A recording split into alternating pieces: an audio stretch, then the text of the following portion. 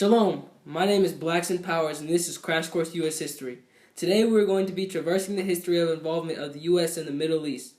Talking about our involvement in the Middle East gets me ecstatic because that means we get to talk about my favorite president. Oh, Mr. Powers, do you mean George Walker Bush? Of course, he is a living testament to the fact that literally anybody can be president.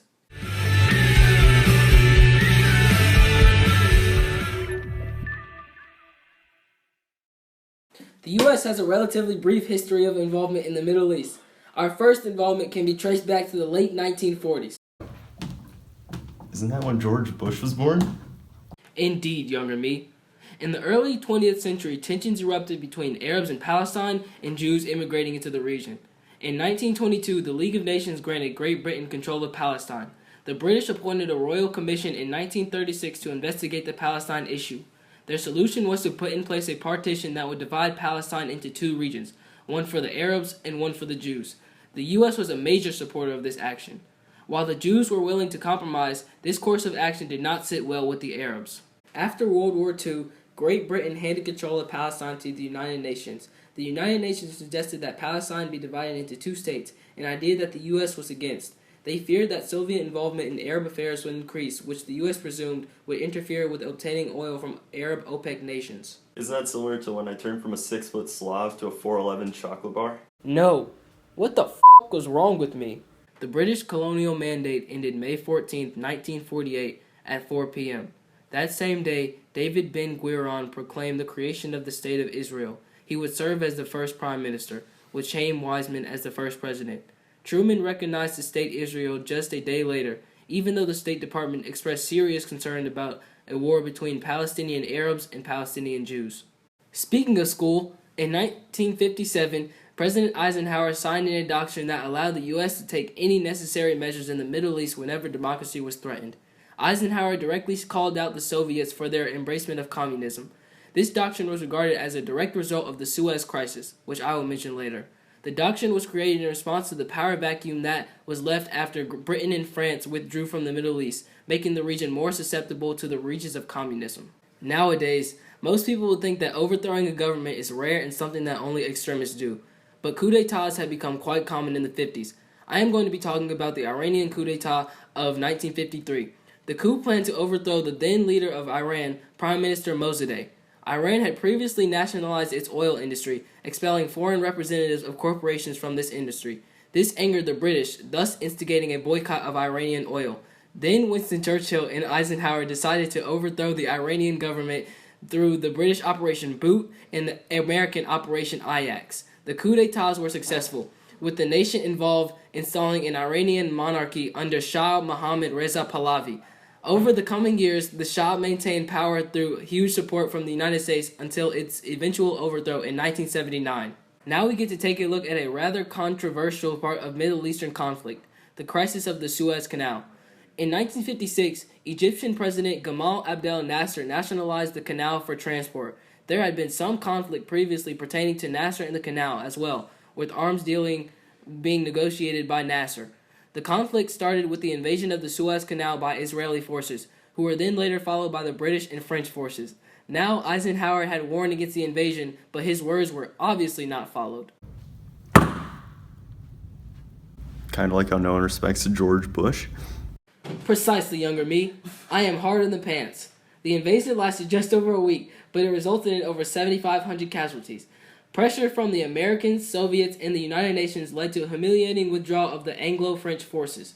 The conflict was a short one, yet it still had big consequences. The Suez Canal was left in ruins and England had lost its role as a major superpower. But conflict between the Jewish state of Israel and the rest of the Arab world culminated during the Yom Kippur War.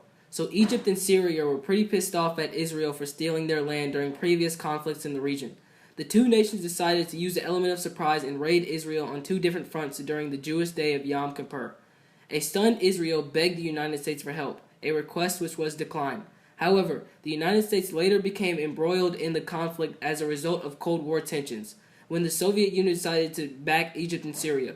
President Nixon poured in reinforcements and war supplies for Israel, allowing the warring nation to conduct a powerful counterattack against both Egypt and Syria, and thus turning the war towards a stalemate. Ceasefires were soon signed in 1974. During the Yom Kippur War, Arab members of the Organization of Petroleum Exporting Countries, or OPEC, imposed an embargo against the United States as the nation was supplying the Israeli military.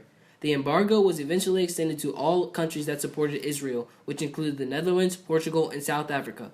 This embargo put a massive strain on the U.S. economy, which had grown more dependent on foreign oil than ever. It was almost as big of an economic strain as George Bush's second term for the United States. Nixon's failed efforts to end the embargo showed the amount of power that OPEC countries had over the U.S. economy. The American people were forced to conserve gas and limit their petroleum usage. Oil prices began to skyrocket, and it seemed that the U.S. was headed towards recession. To try and correct this predicament, Nixon and Kissinger engaged in negotiations that sought to end the embargo and arrange an Israeli withdrawal from Sinai and Golan Heights, two key locations for oil-producing nations in the region.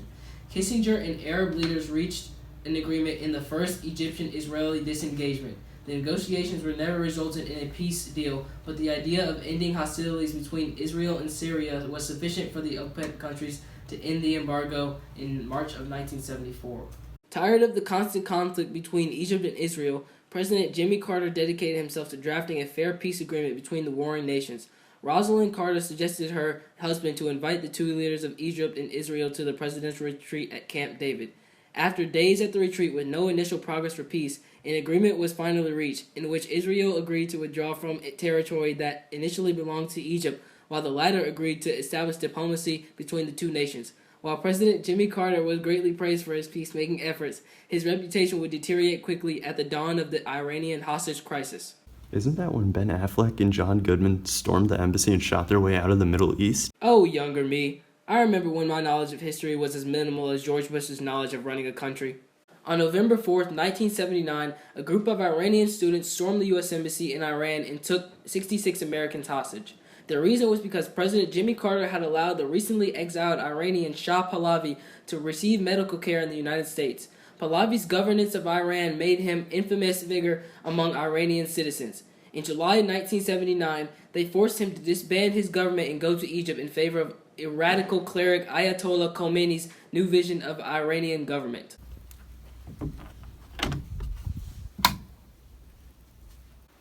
Isn't that like when George Bush convinced the American people to buy into his idiotic policies?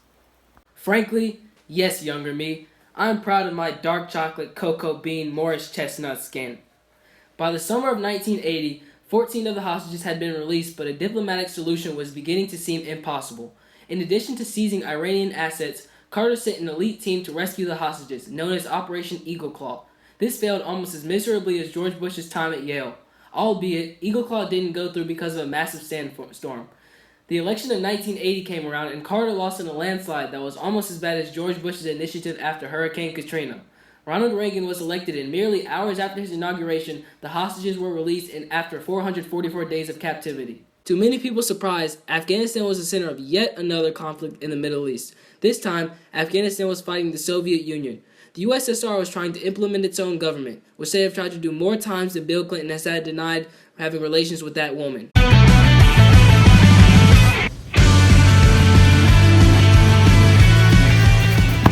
Are we talking about Bill Clinton's saxophone skills? I'm afraid not, younger me. In this case, it's a different type of blowing.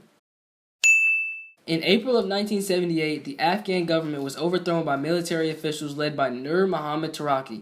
The government was then replaced by communist organizations stemming from what was once the People's Democratic Party.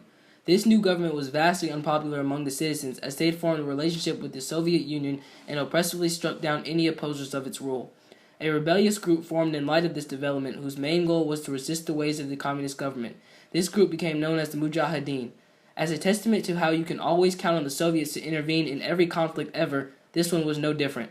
The fight between the rebellion and the government caused the Soviets to invade Afghanistan and quickly topple the government.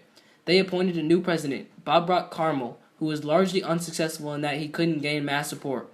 The United States was backing the Mujahideen rebellion heavily, which became stronger and stronger, so much that the Soviets couldn't ignore this group anymore. The war developed into a stalemate as the rebellion grew in power and strength.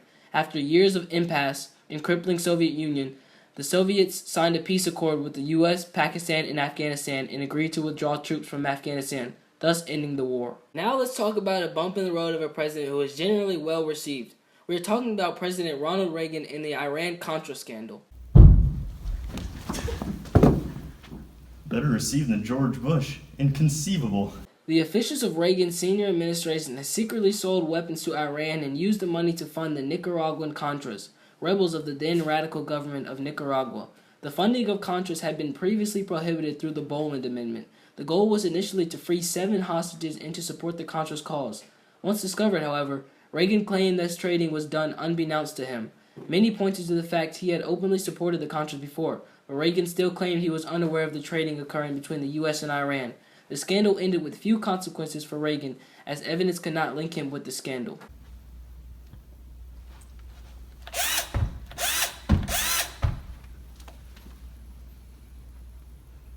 What? Ronald Reagan, our Lord and Savior, did something wrong in his 8 impeccable years as the leader of the free world?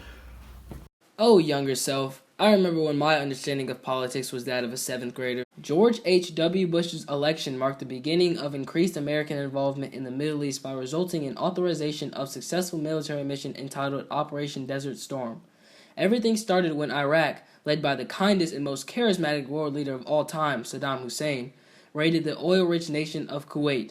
This invasion alarmed the United States as the nation felt that its oil suppliers, most notably Saudi Arabia, were threatened by the Iraqi presence in Kuwait. George H.W. Bush authorized Operation Desert Shield in response, a mission that sought to defend Saudi Arabia from an Iraqi invasion. Realizing Hussein would not withdraw his forces from Kuwait, Bush enacted Operation Desert Storm, a military mission that sought to oust Iraqi forces from Kuwait. After just 100 hours of ground fighting, Kuwait was liberated from Iraqi control. With Operation Desert Storm being a striking success, George H.W. Bush's approval rating shot up. Our involvement in the Middle East dramatically escalated as a result of the September 11th attacks. On a September morning, 4 planes were hijacked by terrorists, 3 of which hit each of the World Trade Centers and the Pentagon. While it was highly speculated that George Bush organized the terrorist attack single-handedly, Osama bin Laden, the leader of terrorist organization Al-Qaeda, claimed responsibility, thus giving Bush a valid reason to invade the Middle East. The terrorist attack united all Americans against a common cause, to destroy terrorism. A new cabinet department called the Department of Homeland Security was created to handle domestic terrorism. The Uniting and Strengthening America by Providing Appropriate Tools Required to Intercept and Obstruct Terrorism Act of 2001, also known as the USA Patriot Act, was passed shortly after the attack, authorizing increased government surveillance at the expense of American people's civil liberties. Bush's most ambitious response to the September 11th attacks was the War on Terror, a phrase that serves as a collective term for the various conflicts following 9/11. What? George Bush showing any form of ambition? Get out of here. The term has since been used when speaking about international conflict against terrorists, particularly in the Middle East. The first actual war was started with the invasion of Afghanistan on October 7, 2001 under the name Operation Enduring Freedom. The goal was to dismantle Al-Qaeda and to remove the Taliban from power. The war lasted until 2014.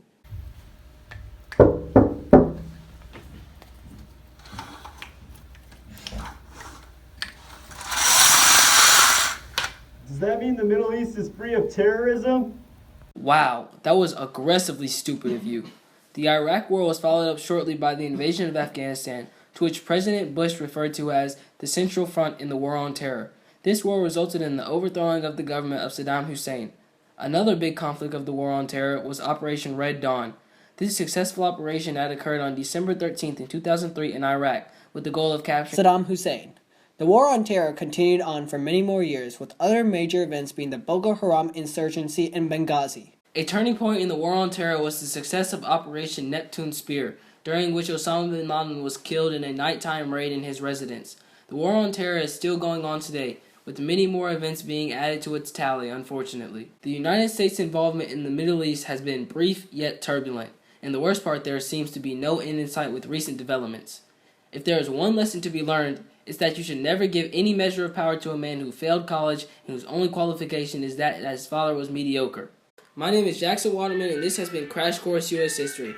Crash Course U.S. History was directed by Dadvaith Deo and written by Sarabhesh Natarajan and Harris Balta, in cooperation with our history teacher, Nathaniel Barglow. Our animation team is sad and non-existent. Thanks for watching, and kill me now. I'm Sarabhesh Natarajan, and I approve this message.